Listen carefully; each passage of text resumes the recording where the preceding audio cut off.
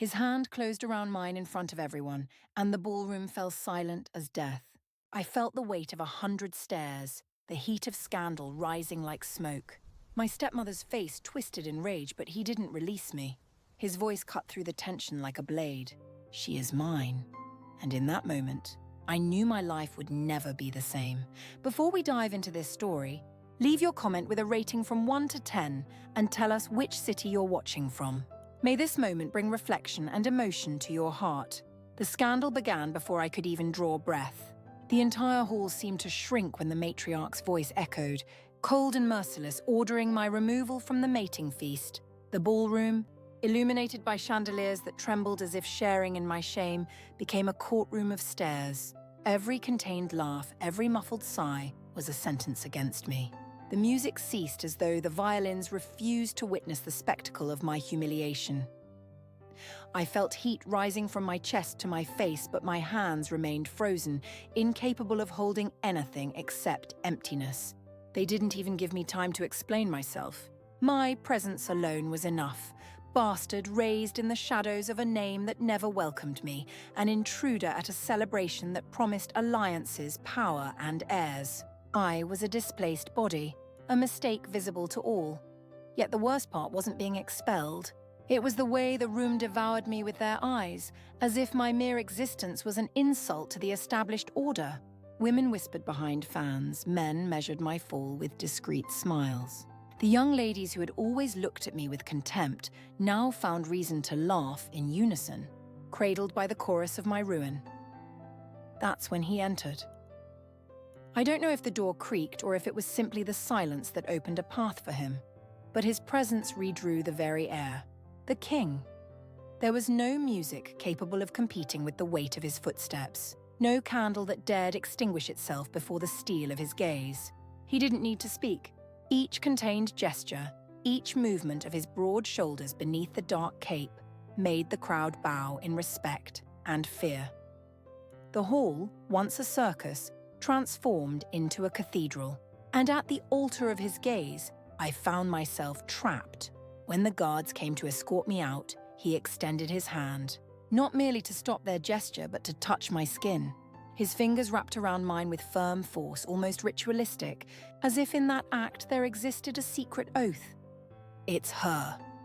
The deep voice spread like thunder across mountains, filling every crevice, every ear. The collective murmur was immediate, like wind against stained glass. I didn't comprehend the weight of those words, but I knew they carried the power to alter destinies. My legs trembled, yet I didn't move them. I remained there, suspended between shame and disbelief, feeling the chandelier flames burn stronger just to illuminate my figure, as if I were part of an involuntary spectacle. The ladies who had laughed before now bit their lips. The men frowned. The power that had been dragging me out was reversed. Now I was being observed with new intensity, not with mockery, but with unease. He didn't look at me as one who protects a victim. There was no pity in his eyes, only a fascination that wounded me more than any insult. It was as if he saw in me something I didn't know I carried, something dangerous, something inevitable. My stepmother, from where she stood, let escape an incredulous laugh, trying to recover the order of things. But even she retreated before the way the king held my hand. It wasn't a gesture of tenderness. It was possession. It was choice. And yet, I felt within myself the contradiction, because that touch, which should have been merely a symbol of dominion, awakened a strength I had never possessed, as if my blood, always cold, began to pulse with new heat. I remained silent, as always, because words would be useless before so many ears. But inside me something screamed, "Why me?" The feast continued with uncertain steps, like a wounded animal trying to feign normalcy. But nothing would be the same. Not for me. Not for him. That night, when I was escorted back to my chamber, I still felt the weight of his hand marked on my skin. I knew this wasn't a salvation story. It was a sentence, a flame that couldn't be extinguished, even if it consumed everything around it. And though I feared what was to come, I realized that by holding my hand before everyone, he had pulled me from oblivion. Now I was seen. And that destiny, more than any humiliation, was what terrified me. The ballroom would never forget, neither would I. The morning after the feast arrived, wrapped in fog so thick it seemed the manor itself wanted to hide from what had transpired. I woke to find my small chamber transformed. Servants I had never seen before moved through the narrow space with trunks and silk garments, their faces carefully neutral. No one would meet my eyes, yet everyone watched me with the hunger of those witnessing history unfold. My half-sister Elara stood in the doorway, her porcelain features twisted in barely contained fury. She had been the jewel of last night's celebration, the one destined to catch the king's eye. Her gown had cost more than I would see in a lifetime, each pearl sewn by hand, each ribbon imported from distant kingdoms. Yet here I stood, dressed in borrowed finery, marked by royal favour. "You think this changes anything?" Her voice dripped with venom sweetened by years of superiority. "You're still nothing. A mistake our father made in a moment of weakness. The king will tire of whatever curiosity drew him to you. And when he does, there will be no one to catch your fall." The servants froze, their hands suspended over silks and jewels. The air grew heavy with anticipation. Once her words would have found their mark, would have sent me retreating into the shadows where I had learned to survive.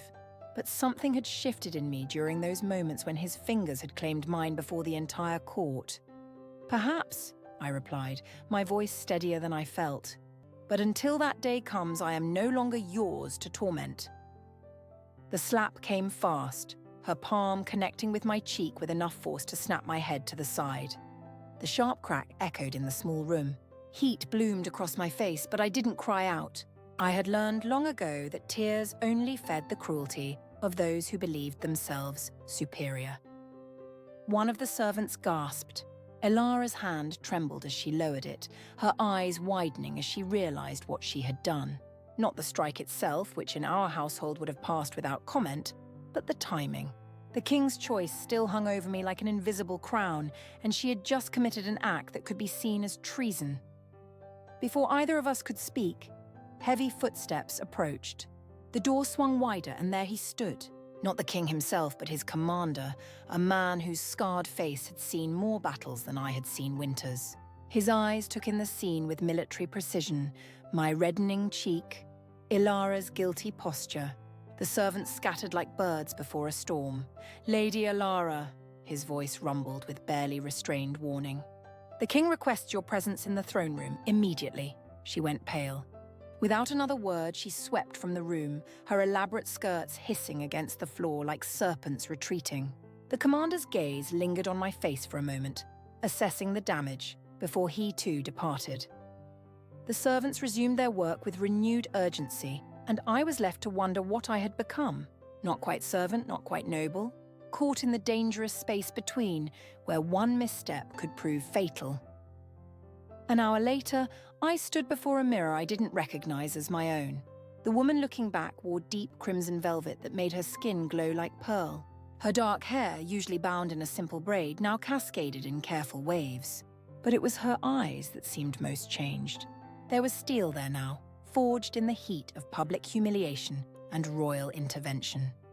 "The king has summoned you to the gardens," a servant informed me, her voice barely above a whisper. "You are to go alone." The walk through the manor felt like traveling through a dream. Corridors I had cleaned 1,000 times now seemed foreign, menacing. Every shadow held whispers, every corner concealed watching eyes. The household staff bowed as I passed, some with genuine respect, others with thinly veiled resentment. The gardens sprawled before me like an emerald sea, meticulously maintained roses competing with lilies for dominance. Stone pathways wound between fountains where water sang its eternal song. And there, beneath an ancient oak whose branches stretched toward heaven like supplicant hands, stood the king. He was even more imposing in daylight. The feast had painted him in shadow and candlelight, all dark edges and mysterious intensity. But here, with the sun illuminating the sharp planes of his face, I could see the weight of his crown in every line. He wasn't young, perhaps 15 years my senior, but power had preserved him in the way it does those who wield it without apology. "Come," he commanded, not turning to look at me. His attention remained fixed on the roses before him, red as fresh blood. My feet carried me forward, though my mind screamed to flee. When I stood beside him, close enough to feel the heat radiating from his body, he finally turned. Those eyes, pale as winter ice, studied me with an intensity that made my breath catch. "Do you know why I chose you?" The question hung in the air between us, dangerous as a drawn blade. I couldn't speak. My throat had closed, my tongue felt thick and useless. I shook my head, the only response I could manage. "Because you were the only real thing in that room full of lies." His hand reached out, fingers tracing the mark on my cheek where Alara had struck me. The touch was surprisingly gentle, at odds with everything I knew about him. They paint their faces, rehearse their laughs, practice their curtsies until every movement is artificial. But you stood there in your shame, trembling and true. "Do you understand what I'm telling you?" "No," I whispered, finding my voice at last. "I understand nothing about this. About you. About why you would choose someone like me when you could have anyone." A smile flickered across his lips, brief as lightning. "Someone like you? A bastard daughter raised on scraps and contempt? Tell me, what is your name? Your true name, not the one they spit at you in corridors?" "Sarah," I breathed. "My mother named me Seraphina before she died, but no one has called me that in years." Seraphina. He spoke it like a prayer, like an incantation. "The burning one." How fitting. His hand moved from my cheek to cup my chin, tilting my face up to meet his gaze fully. "I am going to tell you something, and you will listen carefully. There are those in my court who see you as a tool, a means to manipulate me. There are others who see you as a threat to their own ambitions, and there are some who will try to destroy you simply because I have shown you favor." Fear coiled in my stomach like a serpent. Then why? Why put me in this position? "Because I am tired of games, Seraphina. Tired of women who see me as a throne to sit upon rather than a man to know. When I looked at you last night, I saw fire buried beneath ash. I saw someone who has survived what would have broken others. And I asked myself, what would she become if given the chance to burn?" His words kindled something inside me, dangerous and intoxicating. "You're using me," I said, though the accusation held no heat. It was simply the truth laid bare between us. "Yes," he agreed without hesitation. "But I am also offering you something. Power, protection, a chance to rise above the shadows that have held you down your entire life. The question is whether you're brave enough to take it." I thought of my mother, dead before I could remember her face. Of my father, who had acknowledged me only in the most technical sense, providing food and shelter but never love. Of years spent invisible, scrubbing floors that noble feet would dirty again within hours. Of Alara and others like her who had made sport of my suffering. What do I have to do? The question emerged stronger than I expected, laced with something that might have been defiance or might have been surrender. In that moment, I couldn't tell the difference. "Survive," he said simply. "Stand beside me at court. Let them see that you are mine, and that I do not give up what belongs to me. Learn their games, but never become like them. Keep that fire I saw last night alive, no matter how they try to smother it. And if I refuse?" His laugh was dark as midnight. "You won't, because refusing means returning to what you were, and we both know you can never go back. The moment I took your hand, I changed your fate. For better or worse, we are bound now." He released my chin and turned back to the roses, dismissing me without words. I stood there for a heartbeat longer, feeling the sun on my skin, the silk against my body, the strange new weight of possibility settling on my shoulders like a cloak. As I walked back toward the manor, I realized he was right. There was no going back. I was transformed, remade in the crucible of royal attention. Whether I would emerge as gold or simply as ash remained to be seen. The days that followed blurred together in a chaos of lessons and fittings, protocols and politics. I was assigned tutors who taught me how to walk, how to speak, how to hold a cup as if it weren't the first fine china I had ever touched. They corrected my posture, smoothed my rough edges, tried to transform me into something acceptable for court. But beneath the polish, beneath the careful training, the girl who had scrubbed floors remained. She watched, she learned. She remembered every slight, every kindness, every moment of vulnerability displayed by those who thought her too stupid to notice.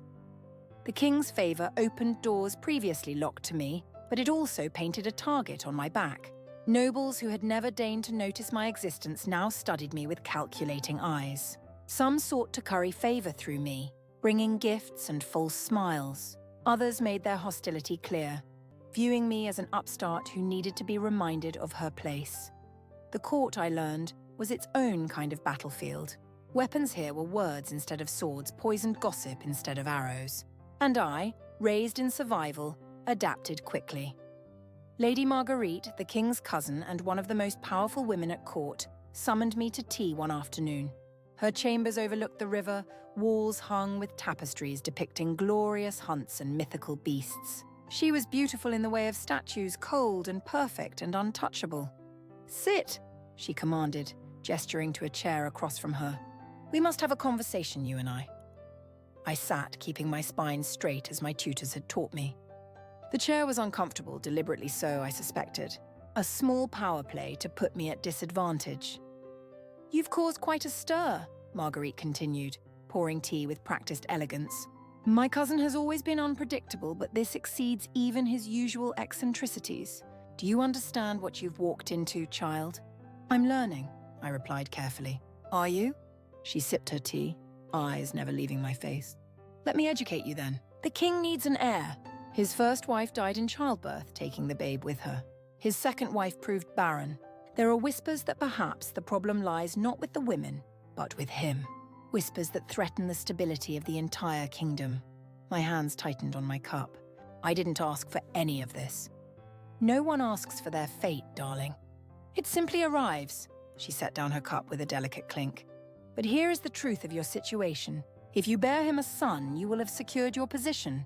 If you fail, or if the child is another daughter, you will be discarded like all the others. And unlike them, you have no powerful family to return to, no safety net to catch your fall. You will simply disappear, and no one will even remember your name." The cruelty in her words was delivered with such sweetness that it took a moment for the poison to register. When it did, rage flared hot in my chest, but I had learned in my years of servitude to swallow anger like bitter medicine. "Then I suppose I should hope for a son?" I said evenly. Marguerite smiled, but there was no warmth in it. "Hope is a luxury, child. In this court, you need strategy. You need allies, and you need to understand that my cousin's interest in you, however genuine it may seem, is ultimately about legacy, about power, about securing his throne. Don't mistake it for something it isn't." "You mean love?" The word felt foreign on my tongue. "Love is a story we tell children to help them sleep at night." She stood, smoothing her skirts. "But I will offer you something more valuable than advice. Protection. Align yourself with me, learn from me, and I will ensure you survive long enough to either give him his heir or find another path. Refuse, and you will be eaten alive by those who see you as nothing more than a temporary distraction." I stood as well, meeting her gaze. "And what would you want in return?"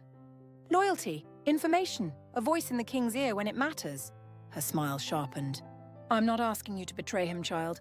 I'm asking you to be practical, to recognize that in this game you need every advantage you can gather." I thought of the king's words in the garden. Survive. This, I realized, was part of that survival. Accepting help even from those whose motivations were murky at best. "I'll consider your offer," I said finally. "Don't consider too long. Opportunities have a way of vanishing when left untaken." She walked to the door, opening it in clear dismissal. "One more thing, Serafina. My cousin chose you because you were real. Don't lose that in your rush to become what you think he wants. It's the only thing that makes you interesting." When the door closed behind me, I leaned against the corridor wall, feeling the weight of her words. Every interaction here was a test, every conversation a trap waiting to spring. And I was so desperately out of my depth. But I was also still standing, still breathing, still fighting. And that, I told myself, would have to be enough.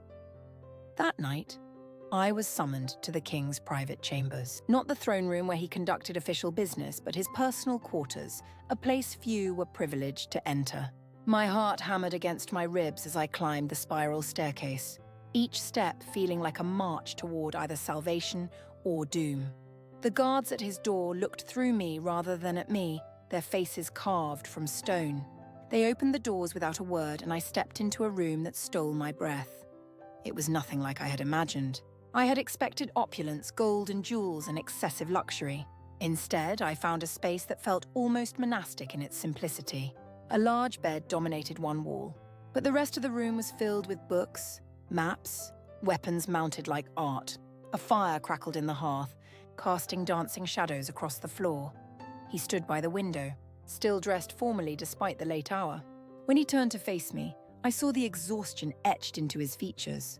This was not the commanding figure from the garden, but something more human, more vulnerable. "Come in," he said quietly.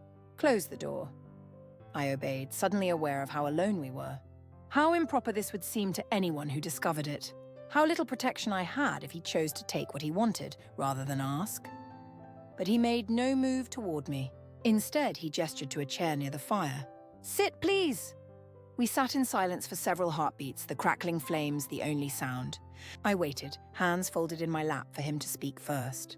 This was his domain, his game. I was simply a piece being moved across the board. "Lady Marguerite spoke with you today," he said finally. It wasn't a question. "Yes." No point in lying when he clearly already knew. "What did she offer you?" I hesitated, weighing my words carefully.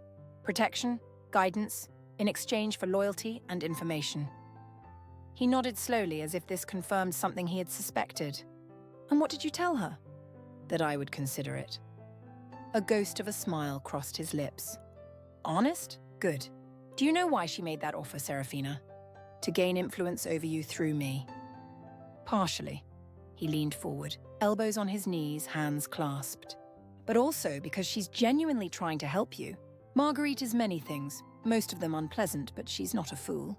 She knows that if you fall, it reflects poorly on me. And anything that weakens me weakens the stability she relies upon. So I should accept? You should do what you think is necessary to survive. I meant what I said in the garden.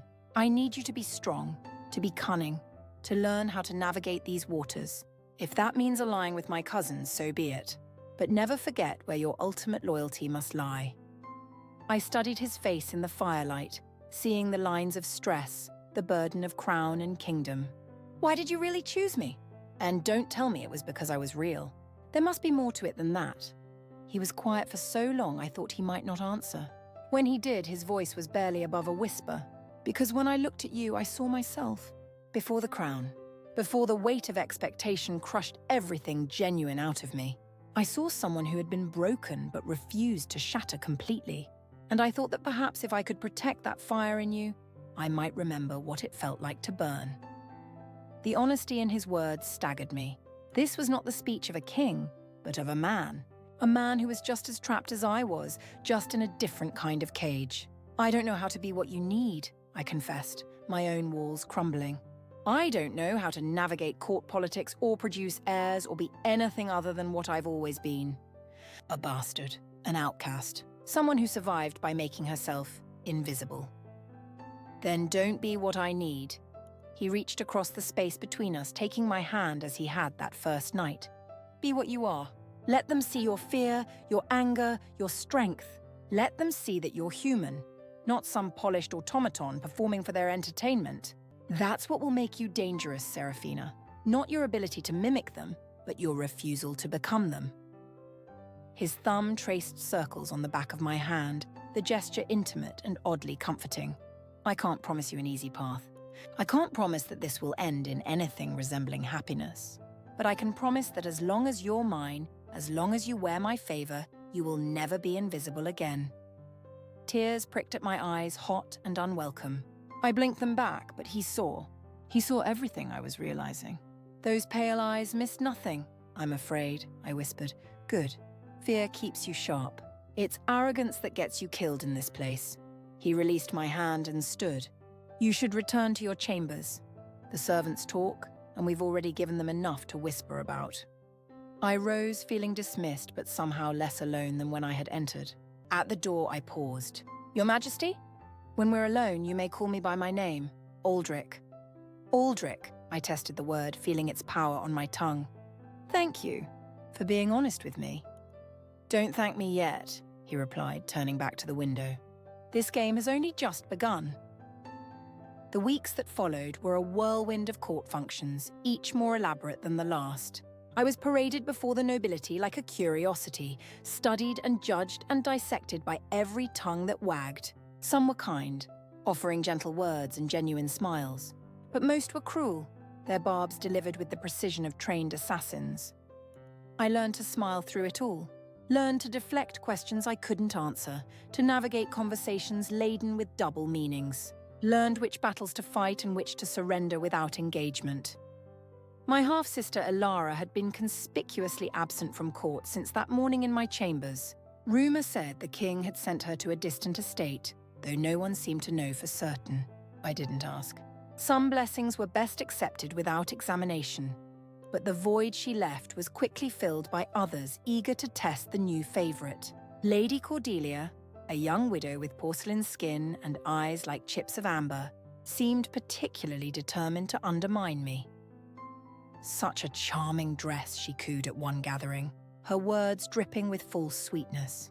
"Though perhaps a bit ambitious for someone of your background. One must be careful not to appear as if they're playing dress-up in clothes borrowed from their betters." The other ladies tittered behind their fans. I felt heat rise in my cheeks, shame and anger warring for dominance. A month ago, I would have fled, would have found a dark corner to hide in until the mockery passed. But I had learned. Lady Marguerite had been true to her word, teaching me the subtle arts of court warfare. And one of the first lessons had been this: never retreat when attacked. Pivot, deflect, strike back with a smile that shows teeth. "How kind of you to notice, Lady Cordelia," I replied smoothly. "I wasn't aware you paid such close attention to fashion. Though I suppose when one's husband dies under mysterious circumstances, one must find hobbies to fill the lonely hours." The tittering stopped. Cordelia's face went white, then red, then white again. The implication hung in the air like smoke from a doused flame. Her husband's death had been ruled an accident, but there had been whispers. There were always whispers. "You dare," she hissed, all pretense of civility abandoned. "I dare many things these days," I said, my voice steady despite my pounding heart. "One learns boldness when one has the king's favour. Don't you find?" She opened her mouth, closed it, opened it again like a fish gasping for air. Then she turned and swept away, her ladies scrambling to follow. Victory tasted like ashes in my mouth, but it was victory nonetheless. Marguerite appeared at my elbow, her expression unreadable. "Well played. Ruthless but effective. You're learning faster than I anticipated." Was that wrong? Should I have simply accepted the insult? In this court, accepting insults is the same as inviting more. You showed strength. That's what matters. She guided me away from the cluster of watching nobles. "But be careful, child. Cordelia is vicious when wounded. She will retaliate." "Let her try," I said with more confidence than I felt. The retaliation came swiftly. 3 days later, I woke to find a dead raven on my pillow, its neck twisted at an unnatural angle. A note was tied to its leg. "Bastards and crows. Both are scavengers. Both deserve the same fate." I stared at the corpse, my stomach churning. This wasn't just a threat. It was a promise. Whoever had done this had entered my chambers while I slept, had stood over my bed with violence in their hands. I reported it to Aldrich that same morning. His reaction was immediate and terrifying. Within hours, every servant in the wing where my chambers were located was questioned. Guards were doubled at my door, and Lady Cordelia was summoned to the throne room for a public audience.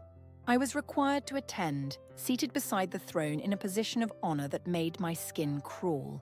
Every eye in the room was fixed on me, measuring, judging, wondering if I would break. Cordelia knelt before the throne, her head bowed, but I could see the trembling in her shoulders. Aldrich's voice, when he spoke, could have frozen blood. "Lady Cordelia, you have been accused of making threats against one who is under royal protection. What say you to these charges?" "I say they are false, Your Majesty." Her voice wavered but held. "I would never dare such a thing. This is clearly a fabrication meant to discredit me." "A fabrication?" Aldrich stood, descending the steps of the throne with predatory grace. "Tell me, how would anyone fabricate the entry into locked chambers? How would anyone fabricate the guards who saw you lurking near those chambers 2 nights past?" She went rigid. That proves nothing. I was merely lost, seeking my own rooms. Lost. In a wing you have lived near for 5 years. He circled her like a wolf around prey. Lady Cordelia, I will ask you once more. Did you threaten Serafina? Silence stretched like a rope pulled taut. Then, in a voice barely audible, she insulted my husband's memory. So you admit it? I admit nothing. She raised her head, defiance flashing in her eyes. She is a bastard, Your Majesty. A nobody you have elevated beyond all reason. She has no place here, no right to the privileges you bestow. If I did leave her a reminder of her true nature, it was only what she deserved. The court erupted in murmurs. Aldrich raised a hand, and silence fell immediately. You speak of rights and deserving, he said softly, dangerously. Allow me to clarify something for everyone present. I determine who has rights in my court. I decide what is deserved. And when someone threatens what is mine, they threaten me directly. He turned to his guard captain. Lady Cordelia is stripped of her titles and holdings. She will be escorted from the capital by sunset and will not return on pain of death. Is this clear? Your Majesty, please! Cordelia's composure shattered. She prostrated herself fully, forehead pressed to the cold marble floor. I beg your mercy. I have nowhere to go. No family to return to. You should have considered that before you acted. His voice held no warmth, no forgiveness. Remove her. As the guards lifted her, still pleading, and dragged her from the throne room, I felt a strange mixture of satisfaction and horror. This was power. This was what it meant to have the king's protection. But it was also terrifying in its absoluteness, its capacity for destruction. When the doors closed behind Cordelia's retreating form, Aldrich turned to address the entire court. Let this serve as a lesson. Serafina is mine.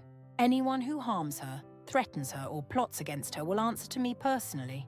And I assure you, my justice is neither swift nor kind. He returned to the throne, and the audience continued as if nothing unusual had occurred. But I felt every eye in the room reassessing me, recalculating the danger I represented. I was no longer simply the king's whim. I was his declared property, protected by the full weight of royal authority. It should have felt like victory. Instead, it felt like drowning. That evening, alone in my chambers, I finally allowed myself to cry. Not for Cordelia, who had earned her fate, but for the girl I had been, the one who had simply wanted to survive without notice. That girl was dead now, burned away in the crucible of court politics and royal favor. In her place stood someone harder, someone capable of watching another woman's destruction without flinching, someone who was learning to wield power like a blade. I didn't know if I liked who I was becoming, but I knew with cold certainty that I couldn't go back. The wheel of seasons turned, and summer gave way to autumn. The leaves transformed into flames of gold and crimson, their beauty masking the death that comes with cold. I had been at court for 3 months, and in that time, I had changed in ways that went deeper than expensive gowns and polished manners. Aldrich summoned me to his chambers with increasing frequency. Sometimes we talked, his words offering glimpses into the loneliness of power. Sometimes we sat in companionable silence, both of us refugees from the performance required in public. And sometimes he would reach for me with a hunger that was both frightening and intoxicating. I won't pretend to know what he felt. He was a king, trained from birth to keep his true self locked away. But in those stolen moments when his hands traced patterns on my skin and his breath came ragged against my throat, I felt something beyond strategy, something that might have been genuine, if either of us could afford such a luxury. The question of an heir hung over us like a sword suspended by gossamer thread. The court watched my body with vulture eyes, looking for any sign that I carried the future of the kingdom. Marguerite pressed herbs into my hands, ancient remedies meant to increase fertility. The royal physician examined me monthly, his clinical touch a reminder that my value was tied to my womb. But months passed, and my courses came with stubborn regularity. Each time I saw the flicker of disappointment in Aldrich's eyes, quickly masked but unmistakable. The whispers grew louder. Perhaps the problem was with me. Perhaps I was barren, cursed, unworthy of the king's attention. The pressure built like water behind a dam, threatening to burst. It was Marguerite who finally voiced what everyone was thinking. She found me in the library one afternoon, surrounded by books I was trying and failing to focus on. "We need to discuss your situation," she said without preamble, settling into a chair across from me. My situation? I closed the book, giving her my full attention. The lack of an heir. It's becoming a problem. Her directness, once jarring, had become almost refreshing. At least with Marguerite, I always knew where I stood. The king's enemies are using it as evidence that you're unsuitable, that he should set you aside and choose someone more proven. Proven how? By already bearing children to other men? Bitterness leaked into my voice. Don't be naive. In royal politics, a woman's past fertility is often seen as an advantage. It proves she can do what needs to be done. She leaned forward. But that's not why I'm here. I'm here to ask if you've considered that perhaps the timing is wrong. What do you mean? The king summons you frequently, but always at his convenience. Always when he desires company, not when your body is most receptive to creating life. She pulled a small leather-bound book from her bag. This contains calculations, observations. If you follow them, track your moon cycles. Invite him to your chambers when the time is right, rather than always waiting for his summons. Your chances improve significantly. I took the book, flipping through pages filled with detailed charts and notations. You've been tracking my cycles? Someone had to. You're too inexperienced to think of such things, and the king is too focused on matters of state. She stood. Use it, Serafina. Take control of your own fate instead of leaving it to chance. An heir doesn't just secure your position, it secures the entire kingdom.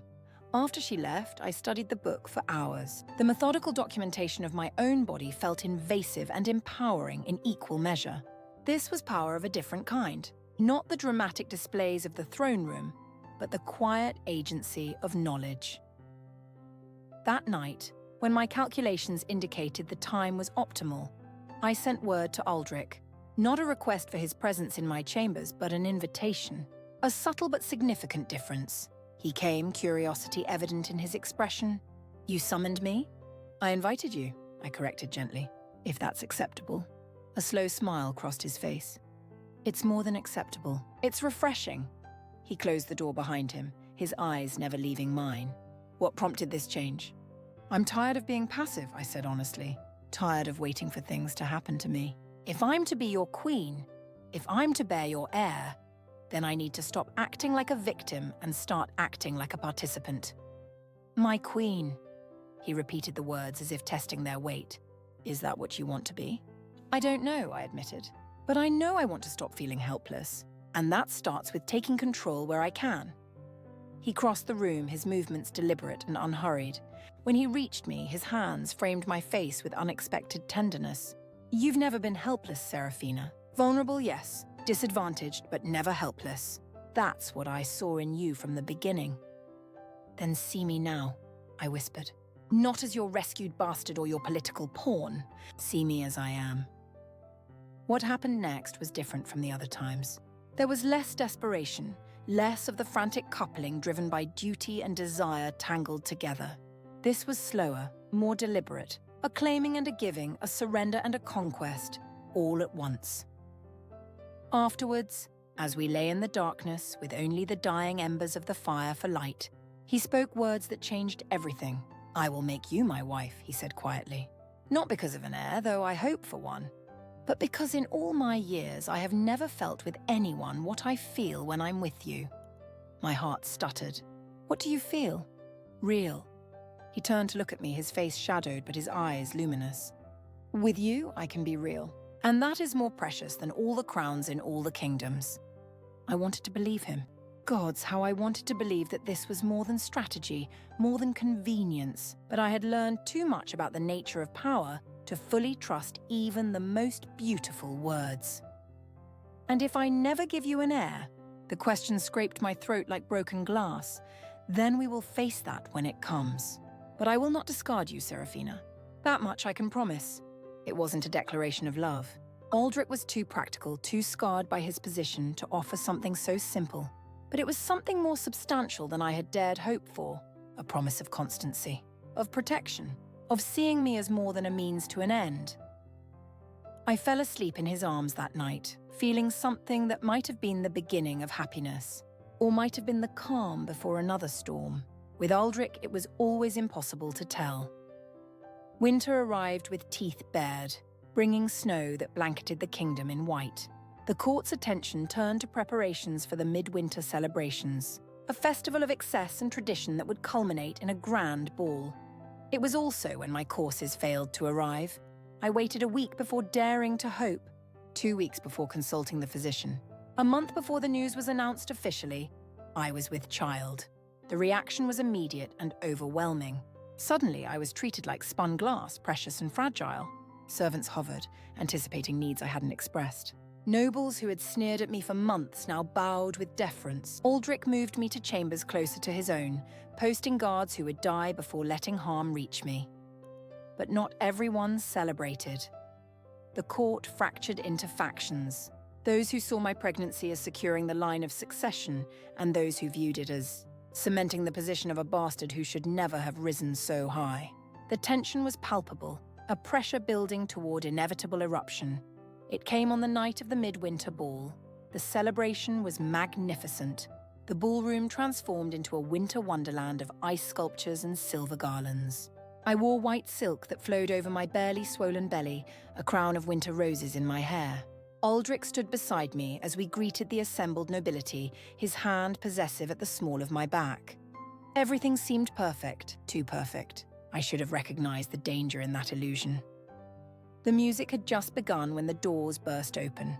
A contingent of armed men flooded into the ballroom, their faces hidden behind masks. But I recognized their leader immediately. Lord Cavendish, one of Aldrich's most powerful vassals, had always opposed my elevation. "This farce has gone on long enough," Cavendish's voice boomed across the suddenly silent hall. "This woman is a bastard unworthy of bearing the royal heir. Her child, if indeed it is yours, Your Majesty, has no legitimate claim to the throne." Aldrich's hand tightened on my back, but his voice remained calm. "You dare bring weapons into my hall, Cavendish? You dare threaten my wife? She is not your wife. She is your whore, elevated beyond all reason." Cavendish advanced, his men forming a line behind him. "Half the court agrees with me. We demand that you set her aside and choose a proper queen, someone of noble blood, someone worthy of the crown." The crowd had divided, I realized with horror. Some had moved closer to Aldrich and me, forming a protective barrier, but others had stepped back, their faces showing agreement with Cavendish's words. "You speak of worthiness," Aldrich said, his voice dropping to a deadly register. "Allow me to demonstrate what that truly means."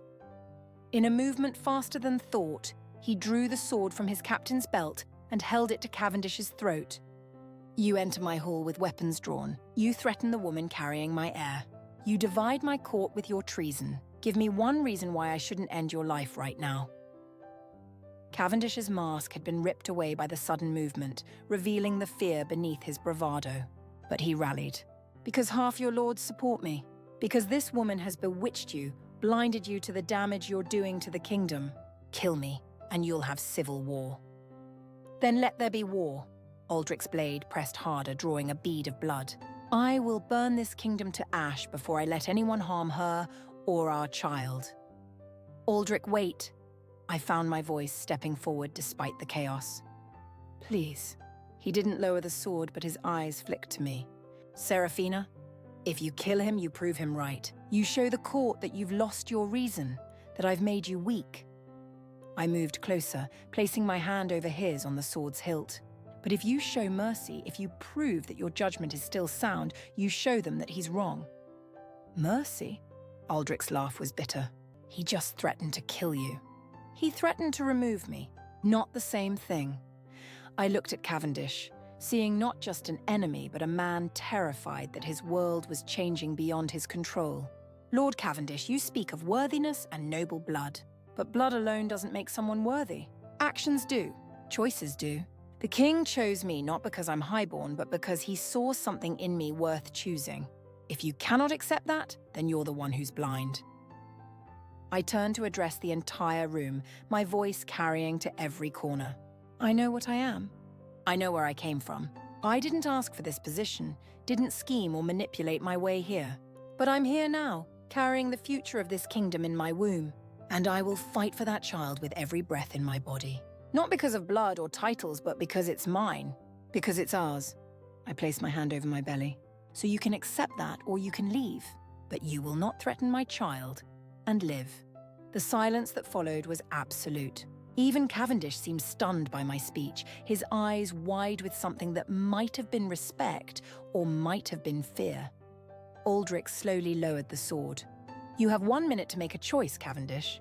Bend the knee and swear fealty to my wife and the child she carries, or leave this hall and never return. Those are your only options. The moment stretched like taffy, thin and fragile. Then Cavendish, his face working with conflicting emotions, slowly lowered himself to one knee. I swear, he said hoarsely. I swear fealty to Queen Seraphina and to the heir she carries. One by one, the others who had supported him followed suit, until the entire ballroom was kneeling except for Aldrich and me. Rise, Aldrich commanded, and let this be the last time anyone questions my choice. Seraphina is your queen. The child she carries is the heir to this kingdom. Anyone who cannot accept this is free to leave. But know that leaving means forfeiting all titles, all lands, all privileges. The choice is yours. No one moved to leave. Victory, it seemed, was ours. But as the ball resumed, as the music played and the nobles danced with forced gaiety, I felt no triumph, only exhaustion, only the weight of a crown I hadn't asked for but could no longer refuse. Aldrich pulled me into his arms, guiding me through the formal steps of the dance. You were magnificent, he murmured. Every inch a queen. I was terrified, I confessed. So was I. He held me closer, his breath warm against my ear. But you saved us. You saved them from their own stupidity, and you saved me from becoming the tyrant they accused me of being. Will it hold? The peace? For now, long enough for our child to be born, for the succession to be secured. He pulled back to look at me, his expression intense. And then, my love, we make sure they never question us again. My love. The words should have filled me with warmth. Instead, they felt like another weight, another expectation I wasn't sure I could bear. But I smiled, because that's what queens do. They smile and endure and survive. And if I had learned anything in my months at court, it was how to survive. The winter passed in a cocoon of pregnancy and preparation. My body swelled with the growing child, each change monitored and documented by physicians and midwives. The morning sickness was brutal, leaving me weak and hollow. But Aldrich was unfailingly attentive, bringing me ginger tea and sitting with me through the worst of it. The court, having witnessed both his devotion and his willingness to defend me violently, treated me with cautious respect. But I never forgot Cavendish's words, never forgot that beneath the surface courtesy, resentment still simmered. Marguerite continued her lessons, teaching me the intricacies of ruling, the delicate balance of power. Being queen isn't about being loved, she told me one afternoon. It's about being feared just enough that people think twice before crossing you. I don't want to be feared, I protested. Then you'll be destroyed. Love is too fragile. Fear, properly applied, is armor. She studied me with calculating eyes. You're learning, child, but you still have too much heart. That will be your weakness if you're not careful. Maybe she was right. Maybe my refusal to become fully hardened would be my downfall. But I couldn't let go of that last piece of who I had been. The girl who had scrubbed floors and survived on hope. She was still in there, beneath the silk and the crown. And I needed her to remain, no matter what. Spring arrived with the promise of rebirth, and with it came my labor. It started in the dark hours before dawn, a tightening across my belly that grew steadily more intense. By the time the sun rose, I was deep in the throes of childbirth, every contraction feeling like my body was tearing itself apart. Aldrich paced outside the birthing chamber, forbidden entry by tradition but refusing to go far. I could hear his voice demanding updates, threatening the midwives with dire consequences if anything went wrong. The pain was beyond anything I had imagined. Hours blurred together, agony and exhaustion creating a fog where time lost meaning. I screamed until my voice was raw, clutched at the sheets until my knuckles were white, prayed to gods I had never fully believed in. Push, the midwife commanded. The head is crowning. One more push. I gathered every scrap of strength remaining, every ounce of will, and pushed. The sensation was primal, overwhelming, the boundary between pain and relief so thin it disappeared entirely. And then, a cry, high and wavering and utterly perfect. "A son," the midwife announced, her voice thick with emotion. "Your Majesty, you have a son." They placed him on my chest, this tiny creature still covered in birth fluids, his face red and angry at being thrust into the cold world. But when I touched him, when my finger brushed his impossibly small hand, his fingers curled around mine with surprising strength. "Hello," I whispered, tears streaming down my face. "Hello, little one. I'm your mother." The door burst open and Aldrich entered, protocol forgotten in his desperate need to see. His face transformed when he saw us, years of weight and worry falling away to reveal something tender and new. "A son," he breathed, approaching with the caution of a man afraid he might shatter the moment. "We have a son." He knelt beside the bed, one hand touching the baby's downy head with reverent gentleness. "He's perfect," Aldrich said, his voice breaking. "Serafina, he's absolutely perfect. What should we name him?" I asked, feeling the weight of tradition and expectation. "Leonidas," Aldrich said immediately. "After my father." "If you agree." I looked down at the tiny face, already so familiar and so strange. Leonidas. A strong name. A king's name. "Leonidas," I repeated. "It suits him." We stayed like that for a long time, the three of us cocooned in the birthing chamber while outside the news spread through the castle. The heir had been born. The line was secured. The kingdom had its future.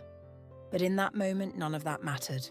There was only this: my son's weight in my arms, Aldrich's hand on my shoulder, and the overwhelming realization that I would do anything, become anything, to protect this child, even if it meant becoming the monster they feared I could be. The christening took place 6 weeks later, a grand ceremony attended by every noble house in the kingdom. Leonidas, dressed in white silk, slept peacefully through most of it, waking only to cry when the holy water touched his forehead.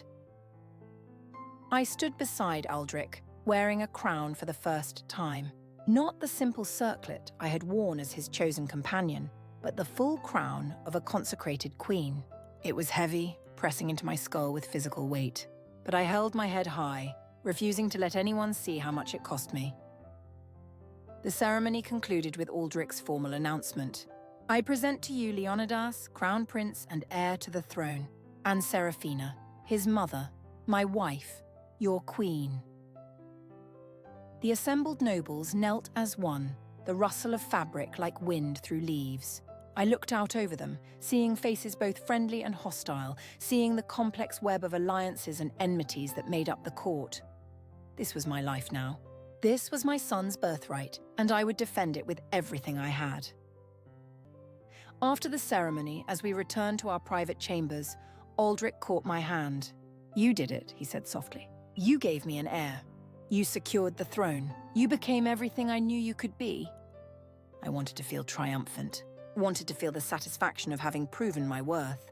Instead, I felt only exhaustion and a strange sense of loss. The girl who had entered this castle months ago was gone completely. In her place stood a queen, armored in silk and steel, powerful and isolated in equal measure. "Are you happy?" I asked Aldrich, surprising myself with the question. He considered it seriously, his thumb tracing patterns on the back of my hand. "I'm content. I have an heir. I have a queen I respect. The kingdom is stable. That's more than most kings can claim. Content, respect, stability, all good things. All practical things. But none of them were love, and we both knew it. Perhaps that was the true price of power. Not the danger or the politics or the constant vigilance, but the slow erosion of softer emotions replaced by duty and strategy and survival. "And you?" he asked. "Are you happy?" I looked at Leonidas sleeping peacefully in his cradle. "I'm a mother. I'm a queen. I'm alive and so is my son. That's more than I ever dared dream when I was scrubbing floors." I turned to Aldrich. "So yes, in its own way, I suppose I'm happy." It wasn't entirely true, but it wasn't entirely false either. Like everything in my life now, it existed in shades of grey, complex and layered and impossible to reduce to simple truths. He seemed satisfied with the answer, or perhaps he was simply too tired to push for deeper honesty. Either way, he kissed my forehead and left me with our son, returning to the endless demands of kingship. I sat in the window seat, holding Leonidas, watching the sunset over the kingdom that would one day be his. The sky burned in shades of orange and gold, beautiful and temporary, already fading into twilight. "I don't know what kind of world I've brought you into," I whispered to my sleeping son. "I don't know if I'm strong enough to protect you from all the dangers that wait, but I promise you this, I will never stop trying. I will fight and scheme and sacrifice whatever I must to keep you safe, even if it costs me everything I am." He slept on, innocent of the promises being made in his name, innocent of the weight he would carry, innocent of everything except the warmth of his mother's arms. And for now, that was enough. The years that followed were marked by careful navigation of court politics and the demands of motherhood. Leonidas grew from infant to toddler, his personality emerging with startling clarity. He was curious and stubborn, quick to laugh and quick to rage, commanding attention without trying. Aldrich adored him, spending every spare moment teaching him about kingship, about responsibility, about the weight of the crown he would someday wear. I watched them together and saw echoes of what might have been, had circumstances been different. But circumstances were never different. They simply were what they were. My relationship with Aldrich had settled into something comfortable. We were partners in the truest sense, united in our love for our son and our commitment to the kingdom. We shared a bed most nights, our coupling familiar if not passionate. We discussed policy and politics, presenting a united front to the court. It was a good marriage by royal standards, better than many. But it wasn't the fairy tale I might have dreamed of as a child, before I learned that fairy tales were lies told to comfort the powerless. On Leonidas's 3rd birthday, Aldrich summoned me to his private study. It was late afternoon, the kind of golden light that made everything seem softer than it was. "I've been thinking," he said without preamble, "about succession, about securing Leonidas's position beyond any question." "What do you mean?" I settled into the chair across from his desk, noting the tension in his shoulders. "He needs a sibling. A brother, ideally, but a sister would serve. Someone to be his ally, his second, his support when he takes the throne." Aldrich leaned back, studying me. "We've been blessed once. Perhaps we might be blessed again." I had known this conversation would come eventually. 1 heir was good, 2 was better. But the thought of another pregnancy, another childbirth, filled me with complicated emotions. "And if I can't?" The question emerged quieter than intended. Leonidas's birth was difficult. The physicians said there might be complications if I tried again. "Then we deal with that when it comes. But I'm asking, Serafina, will you try?"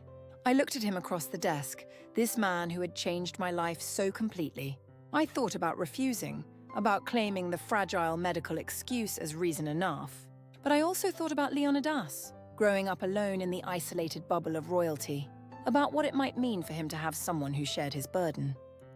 "I'll try," I said finally. "Not immediately, but when the time feels right." He smiled, genuine warmth in his expression. "Thank you for this, for everything."